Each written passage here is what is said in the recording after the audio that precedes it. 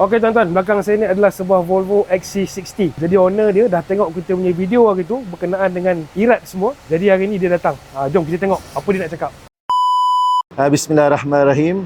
Saya Amin dari KL. Alhamdulillah, di atas penerangan video yang dilaksanakan oleh Transmatic ini kali pertama saya datang ke sini dan saya telah memilih untuk melaksanakan servis minyak gear ATF dengan irat. Di mana saya memahami bahawa keperluan penjagaan sistem gearbox ni penting. Alhamdulillah, dengan keadaan macam ni, jadi dengan penerangan daripada Transmatic, saya dapat lihat sendirilah keadaan minyak gear saya dan saya yakin dan penjagaan yang penting ini memanjangkan jangka hayat kereta saya dan tuan-tuan sekalian lah.